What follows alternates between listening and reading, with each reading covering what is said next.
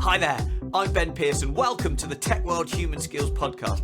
Every episode we talk through how to thrive in the tech world, not just survive. Now, if you want me to work with your team, just give me a shout. I love to help teams to be more influential, memorable and successful with their stakeholders. Head over to www.techworldhumanskills.com to book a chat.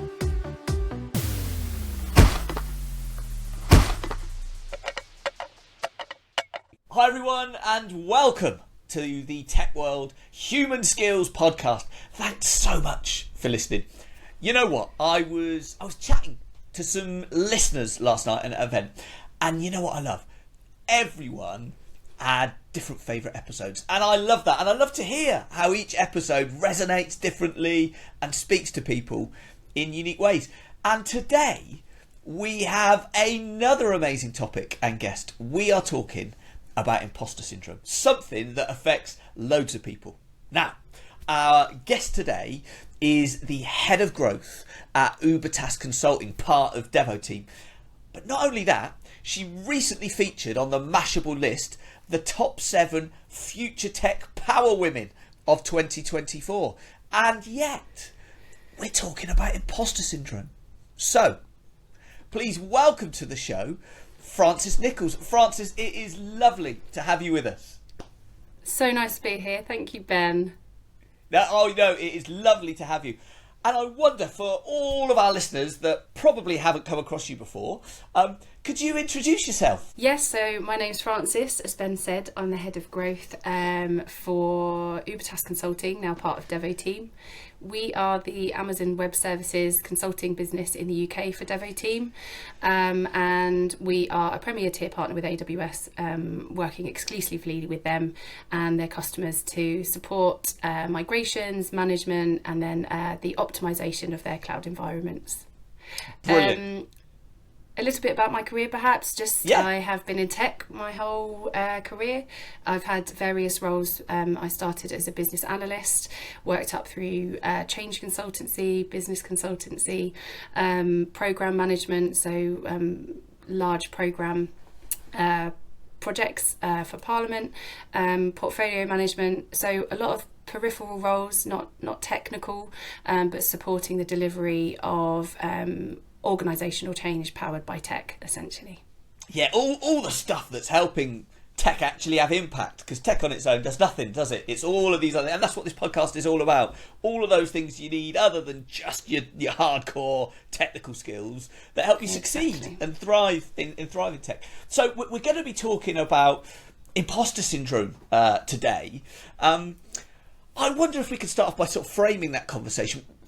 From your perspective, what do you understand imposter syndrome to be? So I think at its most basic, it's the kind of inability to internalise your success or qualification, and feeling as though you are don't deserve to be in the position or situation you find yourself in, and that your colleagues or the people you're interacting with might be perceiving or assessing you, and might ultimately call you out on the fact that you are not credible or don't deserve to be there, and that you're not qualified to have a position at whatever table you're sat at.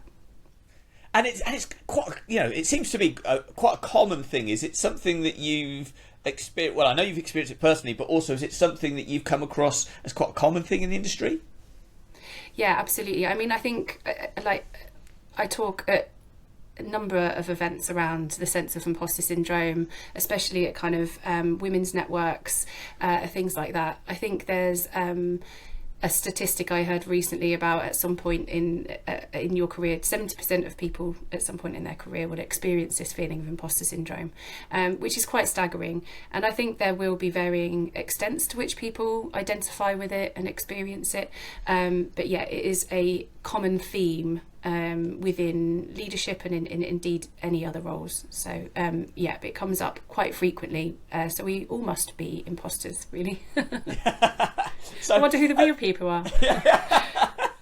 No, so the perspective you're coming at this from is your lived experience. You have suffered or identify with imposter syndrome, and we're not coming at this at hey, you're a psychologist with a PhD in imposter syndrome unveiling your research. What we're going to chat about is your lived experience, examples that we've had, and maybe things we can do about it, and that kind of stuff. So that's kind of the conversation we're going to have today. So I wonder if we could start off with, have you got any examples? Like, people love to hear, like, well, what does it actually mean? I get the theory, but what does it actually mean? So could you share any examples of how imposter syndrome has affected you in your career? Yeah, so I mean, examples of where I've felt it. I think one sort of most telling thing, just because it was articulated how I was feeling by someone else, but I was the programme manager of the network transformation programme in Parliament, and at some point in the programme we were replacing all of the service distribution points, so ultimately affecting kind of Wi-Fi accessibility for democracy. So in that period I was describing to a friend of mine who works in media what I was doing, and describing a bit about my job, and she just said exactly how I was feeling. It's like, babe, who do you think you are? I know. Who gave me this job? What on earth am I doing here? How can I contribute to this? Who am I? Despite having years of previous experience in complex programme management and delivery, and a huge success in a number of other sort of organisational transformation programmes. So, you know, when you look at it from your credentials and you look at yourself on paper, it's almost sometimes that you don't really recognise yourself and can't attribute that success to how you feel personally, and the things that you've been through. But ultimately continue to drive those results and deliver success, but still find it an issue converting it into something that you really identify with, I think. Yeah, and it's interesting. Thanks for sharing that example. That's brilliant. And the more I speak to people, the more, I observe this. So, for example, I did an episode ages ago now, over a year ago now, I think, with a chap called Jeffrey Snover. And Jeffrey Snover, for those who know, was the architect, the father of PowerShell. And we got him on the show and we were chatting to him like as a seriously successul technical leader. Yeah. And he then was like, oh, well, of course, I've got massive imposter syndrome. And I was like, what? Hold on, we need to. And and if I would have thought of somebody that I didn't think would have imposter syndrome, it would be somebody that had been as successful as that. So I found that fascinating. And if I think about it from my perspective and my lived experience, I worked in the corporate world for 20 years, and if I'm honest, I didn't really have it at all or identify with it at all. When I did was when I set up my own business, and suddenly I was now running my own business where I needed to create the product, deliver the product, sell the product, price the product, do the entire thing. Whereas when I was at Microsoft, I had all these smart people who had created the product, priced the product, thought about the product, told me this was a good idea, and now it's just my job to execute on all of these other good ideas. Now it's my job to execute on my ideas, and particularly when I'm doing proposals and I write it down, even though I know it's priced well, even though I know it's good value for money, I go, oh, well, that's a lot of money. Like, I can't really do that. Can I do that? I can't do. And so I find I'm living with it a lot more now than I ever have in my career, which is fascinating for me. And I think that's true, and I think an element of that probably for your journey is that vulnerability of having so much of yourself out there, being solely responsible for that whole journey and product set and launch and pricing and everything like that. And I think vulnerability is a huge piece, and owning your vulnerability is a huge piece of overcoming imposter syndrome, and limiting how exposed you feel. If you know that you're putting your full self out there and you have the strength and resiliency to embrace your vulnerability, I think you can deal with feeling a little bit exposed, because you know that you'll be able to manage that and ultimately embracing that side. Yeah, and that's when the good stuff comes, doesn't it? When you put yourself on the edge, you've been really vulnerable, you've tried your hardest, then it either works or it doesn't. And if it does, that's brilliant, and what an amazing feeling. And if it doesn't, that's the resilience part, isn't it? Like, of dusting yourself off and going, I tried, and now I need to have another go. Yeah, so enough about me. This feels like a therapy session for me, which is wonderful, and that's what I always love to record. Speaking of vulnerability and putting that out there in the public domain. But thinking back to you, the important part of this conversation, how's it impacted your career? And over your career, what sort of negative impact or positive impact has it had on your career? So I think unchecked, the behaviours that get driven from feeling like an imposter or the fear of being found out can be quite destructive to someone's career and their trajectory. I think I've kind of grouped these into a couple of sort of different categories. So one is this overworking or overcompensation. So if I have felt like, oh my goodness, I don't feel like I should be here, or I'm not sure what I should be doing, I think the temptation is to overcompensate by driving more and more output, increasing your coverage, kind of investing in those tasks that add visible and immediate value to an organisation, but ultimately aren't really the ones that someone at your level should be contributing at. And I think it's easy to go into a comfort zone. It drives you into a comfort zone so that you're delivering that volume, demonstrating your value, but ultimately you're doing yourself a disservice because you're not elevating that thinking, you're not kind of being creative or critical in your contribution, and ultimately you're not working at the level that you have earned and deserve. And it's really tempting, I think, to do that kind of overworking to demonstrate your value, but ultimately if you really assess the time you're spending on things, are they really the right things that are going to progress you, are going to progress your organisation, kind of drive that innovative culture and entrepreneurialism? So I think that's one thing, like you get dragged down into the weeds and you do that over kind of production piece. The other piece I've identified for me certainly is I've kind of classified under this self-sabotage, and these are words taken from kind of things I've listened to and read and stuff, but for me I think self-sabotage in one way is overworking, so doing the wrong things, but the other is limiting the jobs that you go for because you don't think that you've earned that or you can't perform at that level, even though all of the evidence stacks up to say that you'd be a great candidate for that role. You can't, again, that you haven't internalized your success in the way that you can convert that into confidence in applying for other roles. And I think I've stayed in a toxic role before because I felt fortunate and lucky, and my goodness, I think this is all I can really hope for.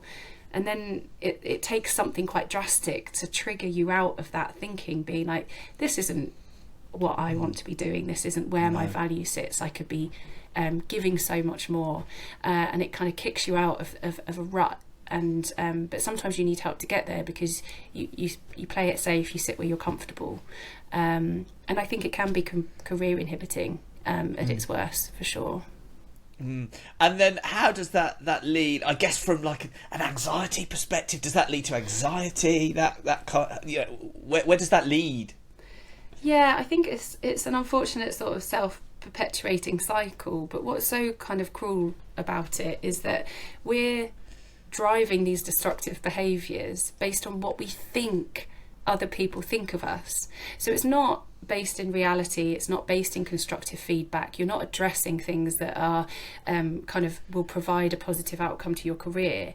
You're internalizing a narrative of yourself that you have created for yourself, and if you don't fact check that and bring yourself back to reality, all you're doing is getting into this cycle of, they must think I'm terrible, I'm going to do all of this overworking and overcompensating and self-sabotage to make sure I've either can see that I've kind of deserved this, or that I'm career limiting myself into my comfort zone so I'm never going to be found out. So I think it is a really unfortunate cycle of kind of being triggered, exhibiting these behaviours, creating anxiety, and like I said, you sort of need to really check yourself to kind of bring yourself out of that loop, to really think and challenge yourself on the decisions and that you're making and the behaviours you're exhibiting in your workplace. Yeah. Interesting. So we thought about some experiences. both you and I have sort of felt from an imposter syndrome perspective. We've thought about maybe the impact it's sort of had on your career. What about advice, for those people that feel imposter syndrome, based on your experience? What advice would you share? So I think the main one is don't just sit with it.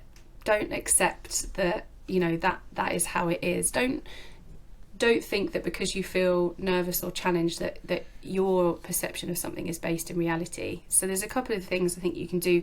I think when I've been in women's events and we've spoken about it, and there's a huge narrative around imposter syndrome and what that means for various people, but I think it leads us down this path of feeling like it's a badge of honour, and it's very inspiring to listen to senior women, male CEOs, whoever you identify with, that say, "Oh, I get it too," and so there's that kind of relief and validation that you feel from that.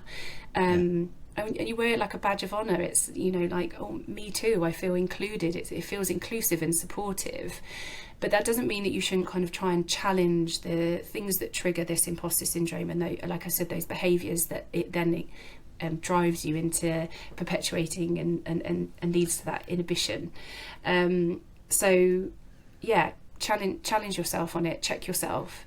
There's ways I think that you can do that, and some of it is your network and any mentors that you've come across within your career. I think it's hugely important. These people can take an objective view of you, and if they are credible to you, you respect them, you identify with them, aspire even to be like them or have careers like they've had, then if you trust them to bring you back to that kind of sense of reality, of this isn't how you're perceived, this is how you are credibly kind of delivering for organisation and turning up for yourself. I think checking in with credible people within your network that you trust to give you a sense of reality and bring you back to that is really important as well. I think that's really, really important, isn't it? Particularly, when we're in this digital social media type world, where whether it be personal life or business life, I have to really, because it's the most effective way of promoting my business, use things like LinkedIn all the time, right? So I have to professionally live out there on LinkedIn, and therefore you're going to get lots of feedback from lots of different people that agree with you, people that disagree with you. And what you're saying there is actually lean on those people that you trust, those people who will give you the real feedback that tells you this could be better, because you need to hear that, and that will give you the real feedback going, that was brilliant, forget what they're saying, like what the heck are they thinking, and use that important. I mean, what sort of when you talk about your network of mentors, what sort of mentors do you have? So I have been very fortunate to have kind of relationships with senior colleagues in organisations that I've worked with and have stayed in touch with, that I've reached out to on various occasions.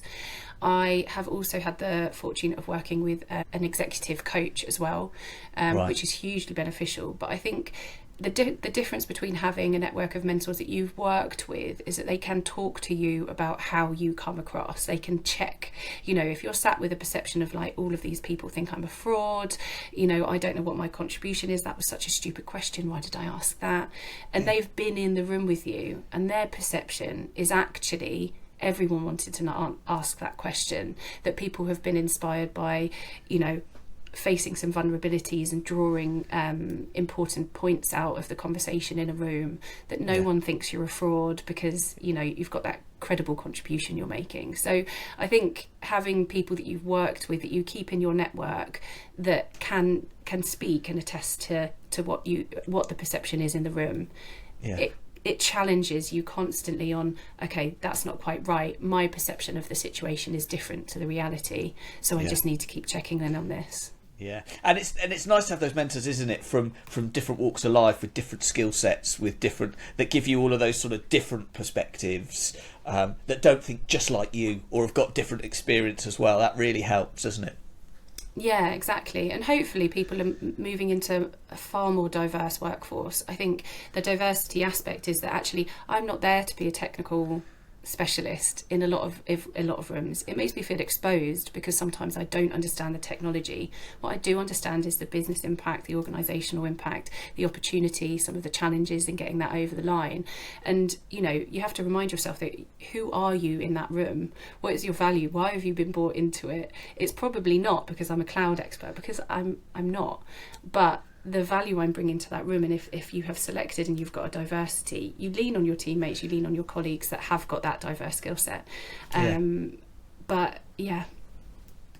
So we thought about, don't just sort of so the advice we thought about, don't just sit with it, don't just accept it. We thought about leaning on your networks and your mentors.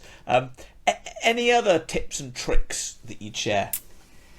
So I think we go towards this kind of dependency on external validation, which is what gets us into the situation that we need that feedback. We need to kind of understand that value. So on one hand, it is good to have the reality check, because we are all dependent on that kind of extrinsic validation.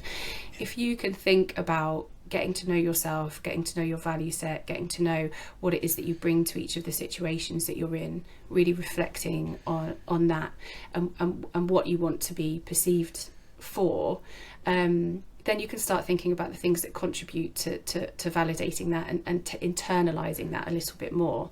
I think if we look at the behaviours that are driven from the need for extrinsic validation, we can kind of move away from that. You might not be able to address the triggers that lead us into that, but you can address the behaviours that you exhibit because of that dependency, and try and internalise some of the successes that you've had and that credibility you've built.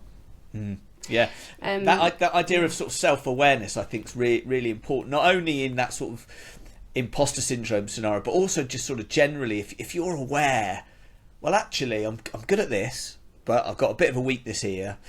This bit I could develop. This bit I has a towering strength. That helps you then be coachable, for example. I remember when we used to do hiring, the people that were the big red flags were the people that weren't self-aware, who thought they were perfect, thought they had no weaknesses, because they're like, well, you're not going to be able to coach them, are you? Because they don't recognise any of the challenges. So that sort of knowing yourself, knowing your value, both the good bits and the areas of development or areas of weakness, is just, I think, really, really important.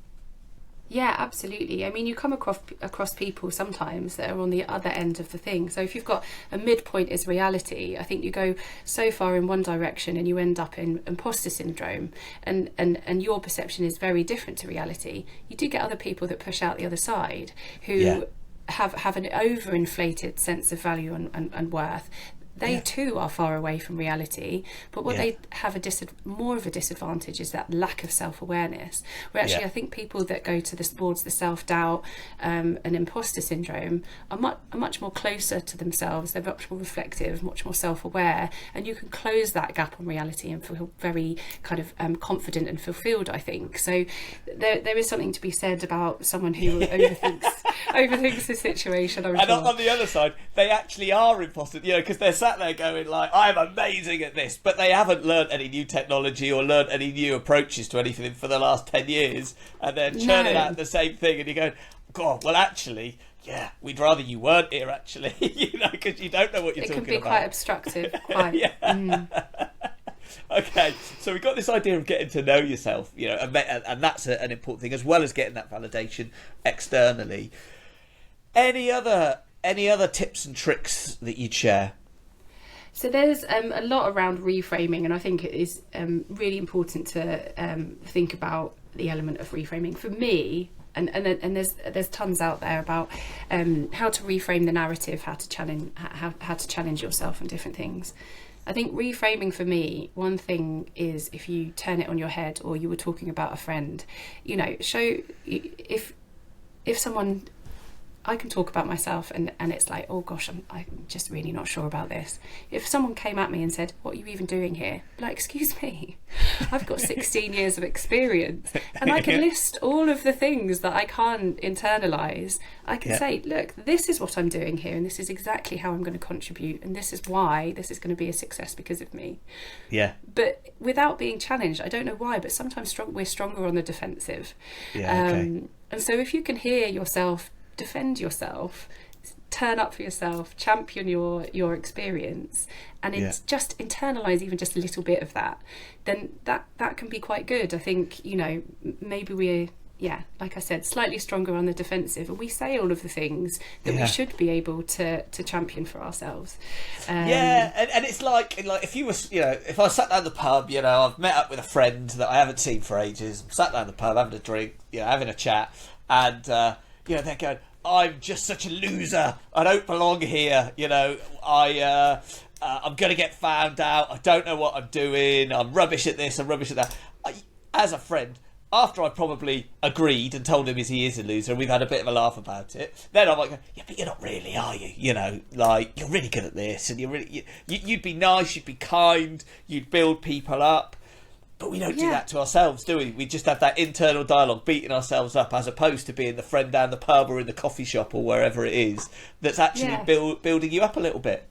Yeah, and we know how to champion people. You know, we know how to turn up for people. We do it in our careers. We give good reviews, good feedback. We're doing it constantly to other people. So maybe if you've got a way to reframe something, turn it on its head, get a bit defensive, kind of say it as if you're talking about your best friend or your best colleague or whoever it is, and then just listen to what you're saying about yourself.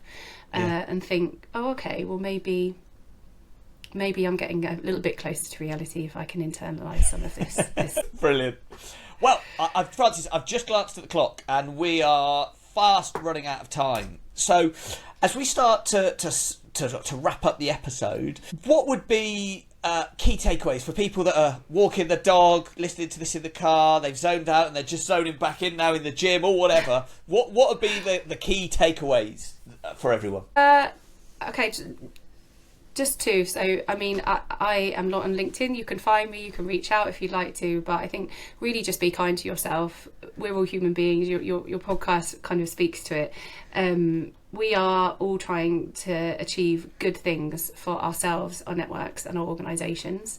So I think just trust people and be kind. One other thing I think that I didn't mention, and I know we're closing up now, but trust in the people that put you where you are. You know, they're not idiots. You know, you're there because people have recruited you, they've assessed you, sometimes extensively, sometimes less extensively, and they've decided that you should be there. So trust in those people and lean on them, and be kind to yourself, I suppose, would be the final one. Love it.